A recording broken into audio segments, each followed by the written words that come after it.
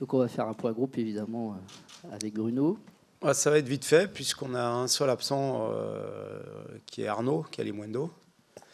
On a une petite incertitude avec Nema qui a pris un coup samedi. Donc on fera un essai cet après-midi et on verra s'il est en état de jouer ou pas. Mais a priori ça devrait aller. Est-ce qu'on en conclut que Martin Terrier est disponible pour être dans le groupe ? Martin va s'entraîner. Après, pour l'instant, c'est pas d'actualité, mais on peut avoir des surprises des fois. Bruno, avec quel état d'esprit vous entamez cette nouvelle campagne d'Europa League, avec maintenant cette force de l'habitude, peut-être aussi un petit peu pour le Stade Rennais ?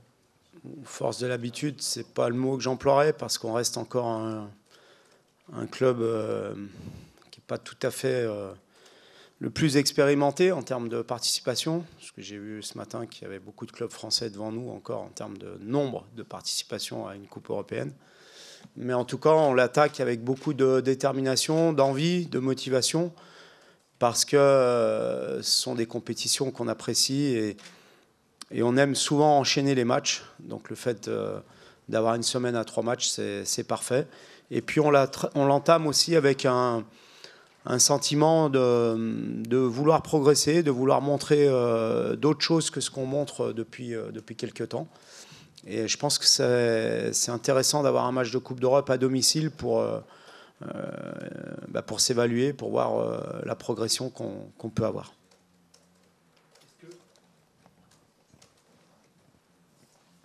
On sait que tu n'aimes pas parler d'objectifs précis, mais est-ce qu'il y a envie quand même de passer un peu un cap en Europe ? C'est là aussi qu'on vous attend. Oui, parce que sans parler d'objectifs, parce que donner un objectif en Coupe d'Europe, c'est très compliqué. Il y a des clubs qui ont investi des milliards et qui ont mis beaucoup de temps à gagner la Champions League, par exemple. Donc, mais par contre, quand on s'engage dans une compétition, quelle qu'elle soit, c'est pour la gagner, c'est pour aller le plus loin possible. Maintenant, je ne vous dis pas que l'objectif est de la gagner, mais quand on attaque une compétition et qu'on est des joueurs de haut niveau, on l'attaque pour aller au bout. Voilà, maintenant, on sait que ça sera difficile. On a un groupe qui est très, très homogène et avec 2 équipes qui sortent des barrages de Champions League. Une autre qui est une très, très bonne équipe avec beaucoup d'expérience des coupes européennes. Donc, on sait déjà que le premier objectif, parce qu'il faut les prendre les uns après les autres, c'est de sortir du groupe, évidemment. Et ce ne sera pas simple. Benjamin, pareil, quel est l'état d'esprit du groupe et de toi avant ce début de phase de groupe avec un groupe assez homogène et un adversaire qui sera sans doute pas simple ?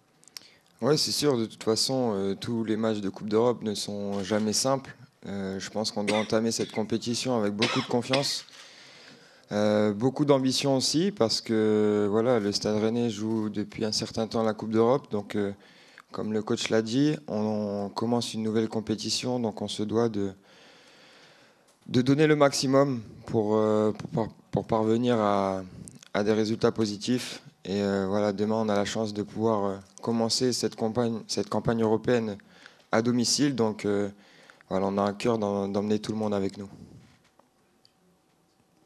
Bruno, est-ce que vous seriez tenté par rapport au match de Lille de faire quelques changements ? On a vu qu'il y a 2-3-1, c'est vrai que c'est des choses que vous en parlez par rapport à Blas, notamment numéro 10, c'est intéressant. Est-ce que c'est des choses que vous avez envie peut-être de voir assez vite ? C'est possible qu'il y ait quelques modifications au coup d'envoi. Il y en aura, certainement, même.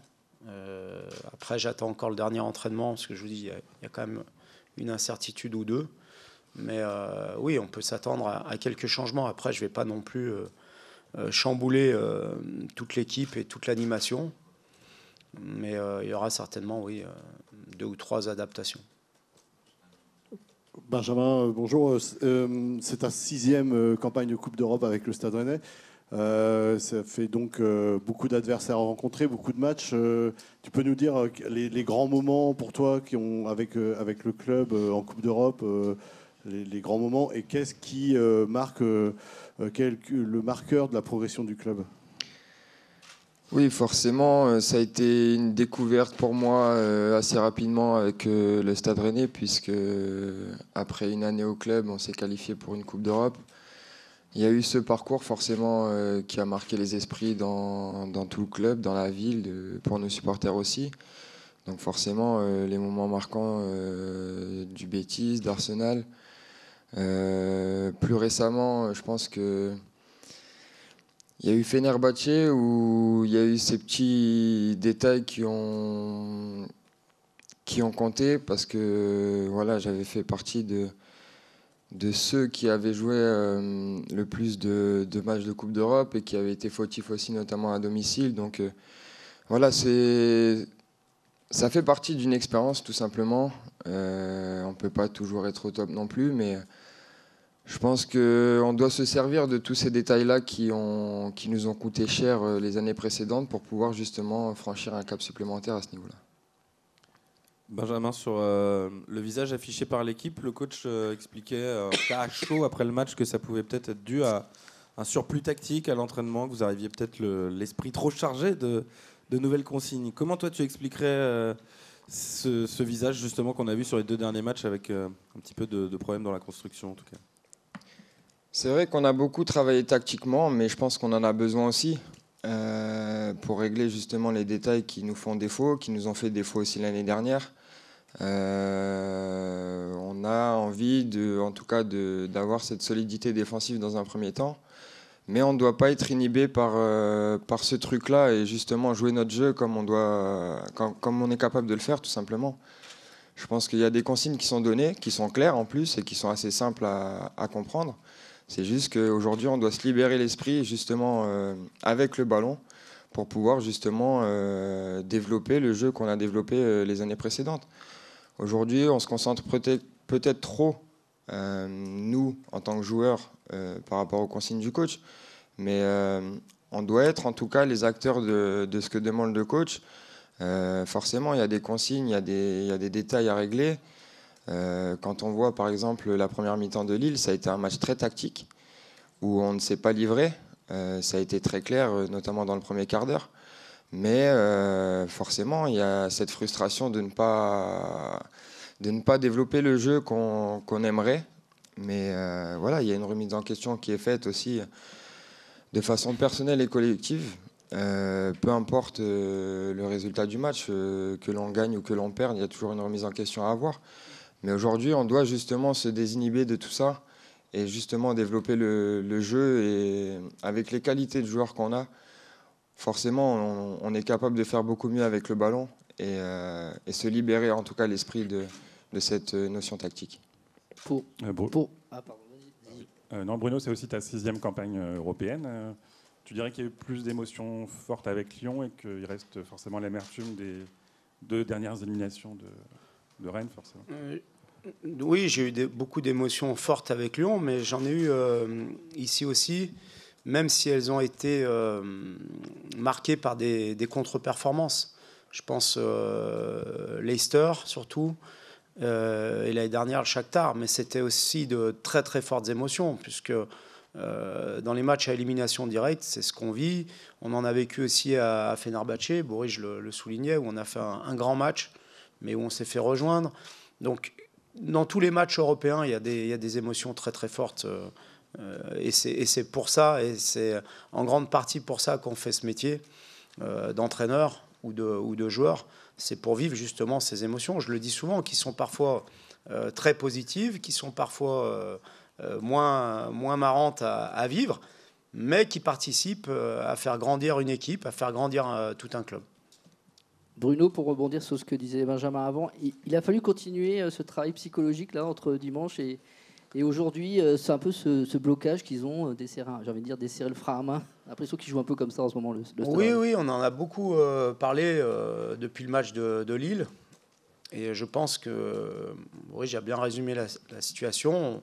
C'est vrai qu'on a attaqué cette saison en se disant qu'on devait être plus imperméable, qu'on devait perdre moins de matchs si on voulait être dans le haut du tableau.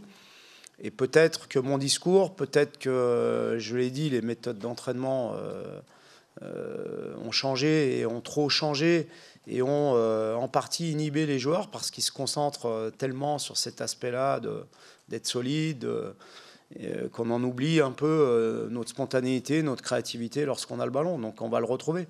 Et on a travaillé en ce sens avec la vidéo, avec les séances d'entraînement qu'on a eues depuis le match de samedi. Mais il y a aussi plein de choses intéressantes dans ce match.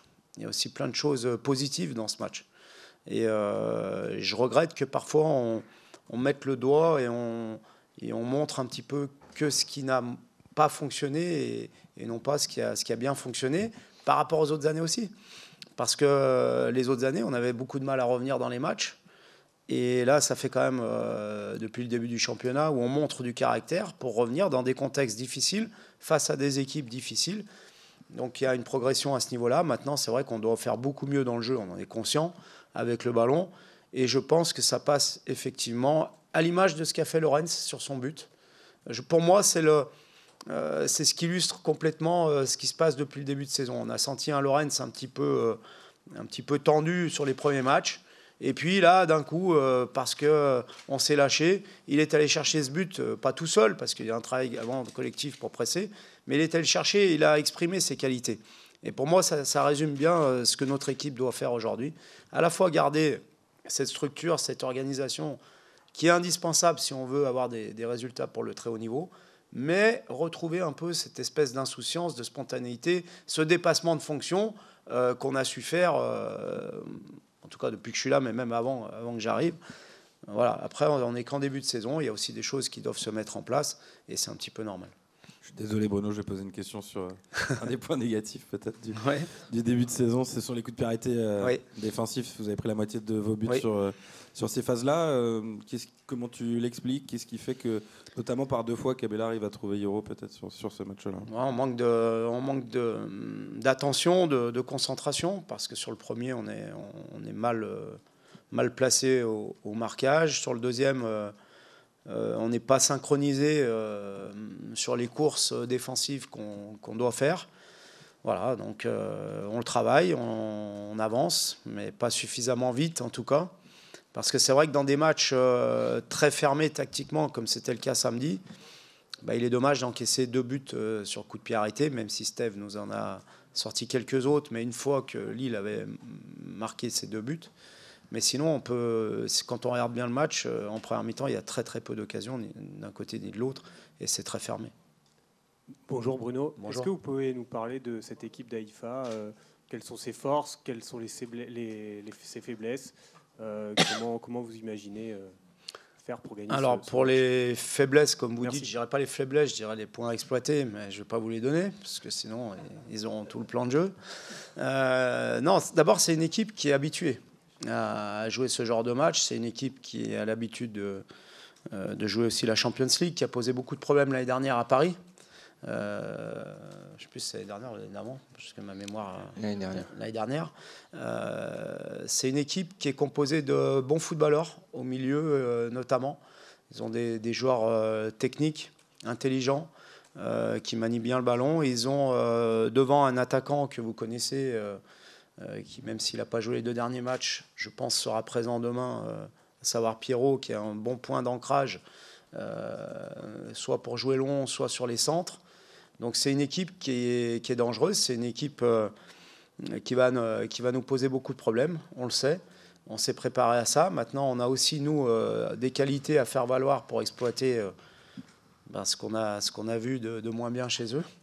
Et on espère le faire demain. Mais en tout cas, on s'attend à une opposition très compliquée, comme avec les 2 autres adversaires, parce que je vous l'ai dit, c'est un groupe très homogène. Et ce sont 2 adversaires qui étaient au barrage, au play-off de la Champions League. Et on a un avantage, c'est que Fabian Ryder a déjà joué contre eux et donc les connaît bien. Il va pouvoir nous donner encore plus de détails. Bruno, on imagine que l'arrivée de Nemanja aussi doit aider l'équipe à peut-être passer un cap aussi dans ces matchs. À quel niveau tu l'attends? Pourquoi il peut aider l'équipe à être plus performante? Déjà parce que dans ces matchs-là, l'expérience compte énormément. Et je crois que lui, Steve et Bourige, à eux 3, ont, je pense, plus de matchs que tous les autres joueurs de l'équipe. Donc j'attends non seulement de Nema, mais de Steve, de Bourige, aussi de joueurs comme Warmed, comme Adri, qui commencent maintenant à avoir une petite expérience aussi, eh bien, qu'ils apportent ça au groupe. D'abord dans la sérénité avec laquelle il faut aborder ce match, parce que je pense que c'est important. On oublie parfois que le foot, c'est un jeu, et quand on parle de jeu, il faut prendre du plaisir. Et je pense qu'on doit retrouver ça aussi, pour revenir au sujet précédent. Et donc j'attends beaucoup d'eux, et non pas que d'Onema, qui nous apportent cette sérénité, cette concentration, et aussi, je ne sais pas si vous l'avez vu, mais notamment pendant les 20-25 premières minutes du match, régler quelques problèmes tactiques sur des placements, parce qu'on en parle beaucoup de la tactique, on la travaille beaucoup, mais il y a aussi après le rôle des joueurs sur le terrain, qui sont capables de régler ces problèmes-là. Neymar en fait partie, Bourige aussi, Steve, avec un autre poste dans son but, aussi en sont capables, et c'est très important pour un entraîneur d'avoir des relais comme ça.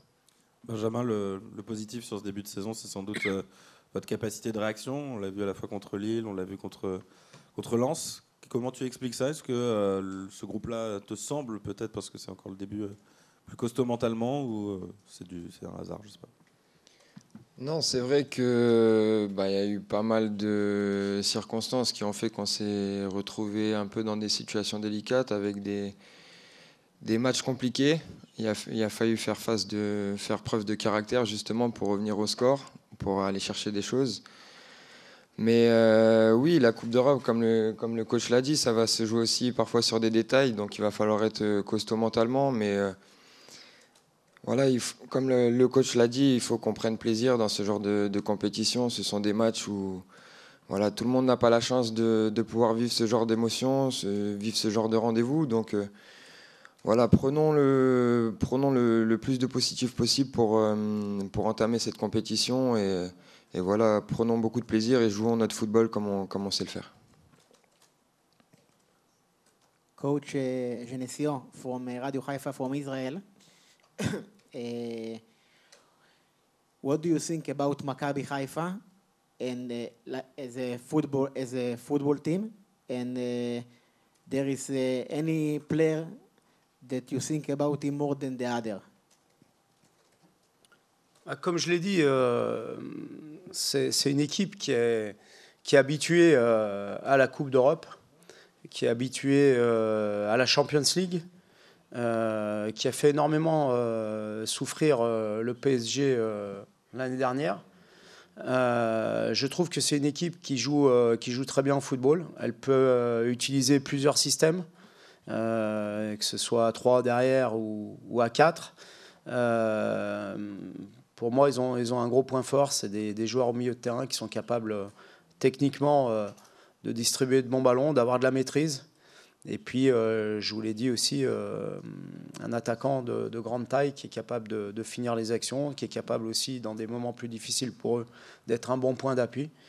Voilà, donc on s'attend, je vous l'ai dit, à une opposition très relevée.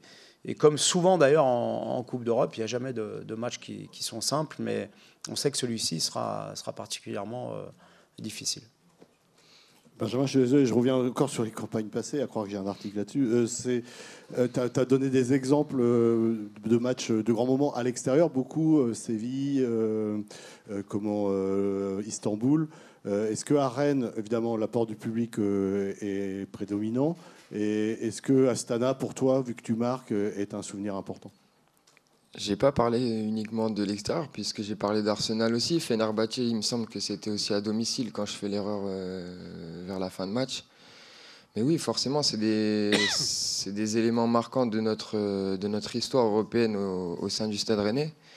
Et forcément, toute expérience passée doit servir pour justement continuer de progresser. Le club est en train de progresser et encore en progression.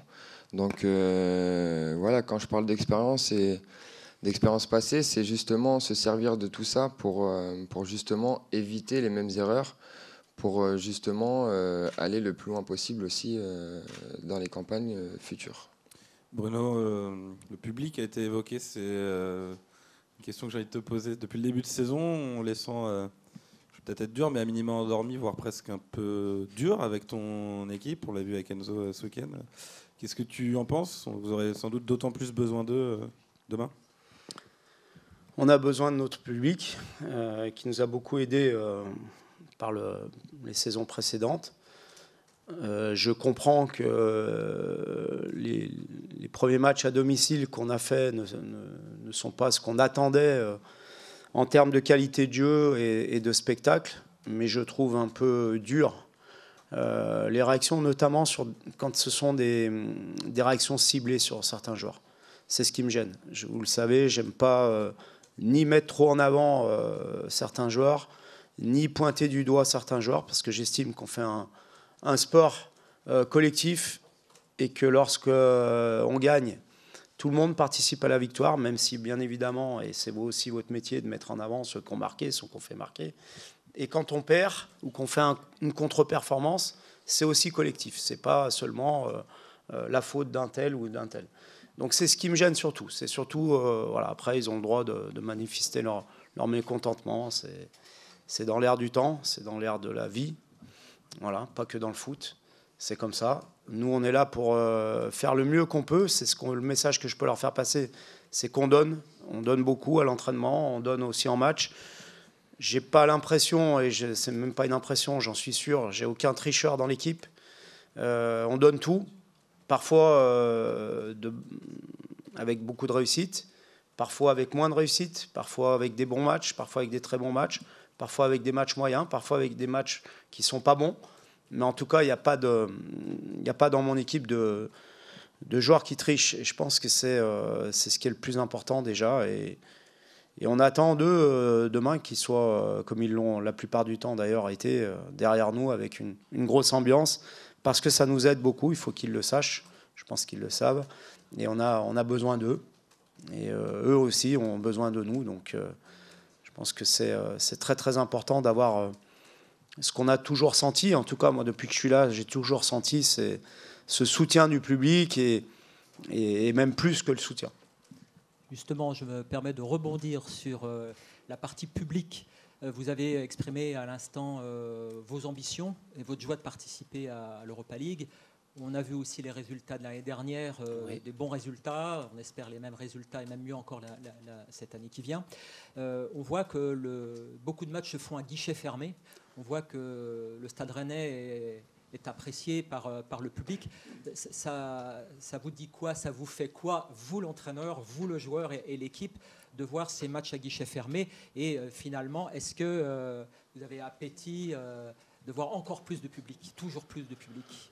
Oui, je l'ai dit tout à l'heure, on fait ce métier pour vivre des émotions collectives et partager des émotions collectives. Et quand on parle de partage, on parle de partage bien évidemment entre nous, staff, joueurs, dirigeants du club, mais bien évidemment avec nos supporters, avec vous aussi, même si parfois on n'a pas toujours la même vision des matchs, mais ça c'est normal.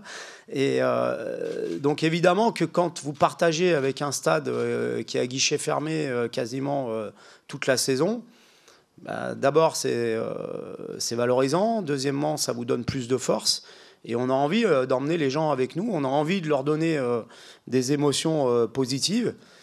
Donc évidemment que c'est un plus, évidemment qu'on aimerait encore avoir plus de monde, peut-être que vous faites allusion à l'agrandissement du stade ou à un futur autre stade.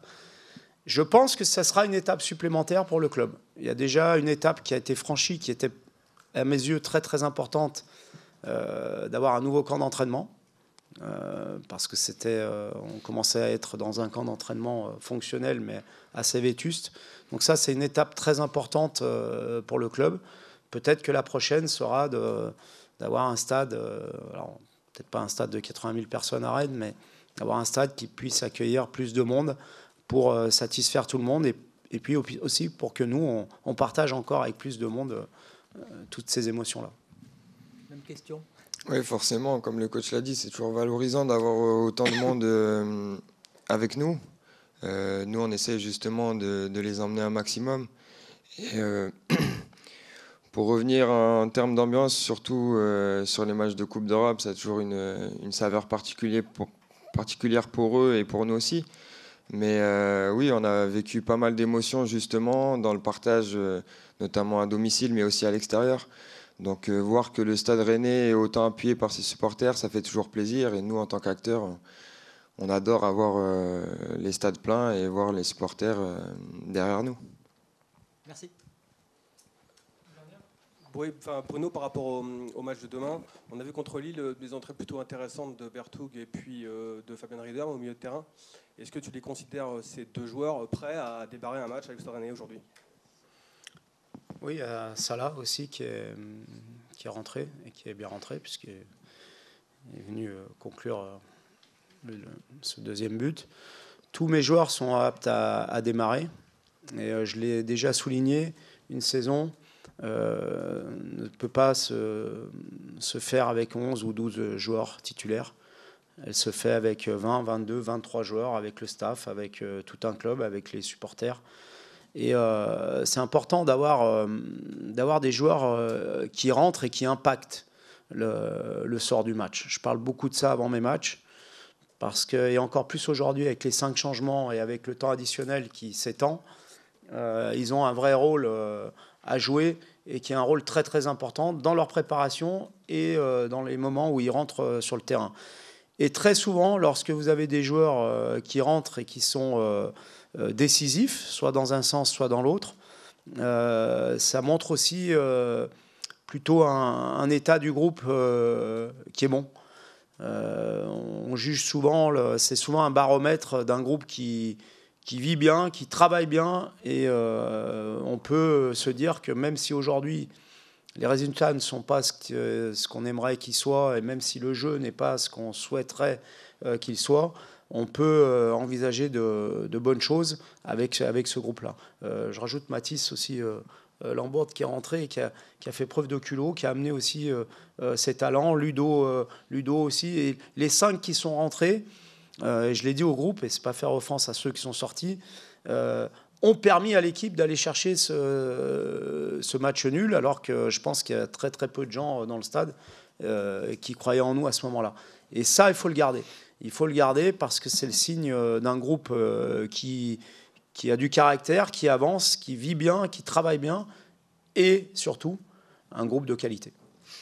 Est-ce que tu irais jusqu'à les appeler des finisseurs comme le rugby le fait, plutôt que des remplaçants maintenant? Oui, je ne les appelle pas les remplaçants, je ne les ai jamais appelés les remplaçants, j'ai horreur de ce terme. J'ai horreur de ce terme.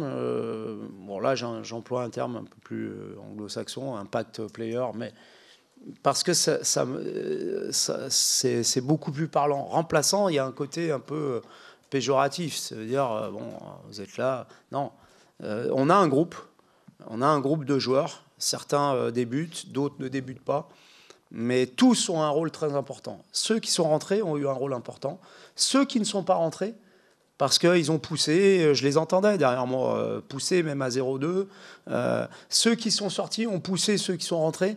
Et c'est ça qui est important. C'est pas de se dire on a 11 titulaires et 10 remplaçants. Ça ne marche pas.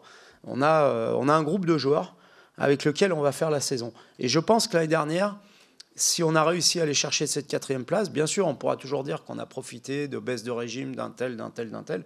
Mais nous, je pense qu'en grande partie, bien sûr, il y a notre talent et la qualité des joueurs, mais aussi cet état d'esprit-là qui a fait qu'on n'a jamais lâché dans les moments difficiles, qu'on est resté ensemble, et ce qui nous a permis de gagner les 4 derniers matchs et de terminer 4e. Voilà. Parce qu'on a eu beaucoup de coups durs l'année dernière. On ne s'est pas plaint, on n'a pas trop pleuré. Et à commencer par la blessure de Martin, je ne vais pas rabâcher 50 000 fois, mais imaginez le meilleur joueur de chaque équipe qui se blesse pour 8 mois dans les autres équipes. Je peux vous dire que ce n'est pas les mêmes résultats. Donc, et nous, on a surmonté ça, bien sûr grâce à nos qualités, mais aussi grâce à cet état d'esprit. Entre autres, ça. Et puis les périodes difficiles, après l'élimination du Shakhtar. Voilà, donc, et ça, c'est primordial. Merci. Merci. Merci.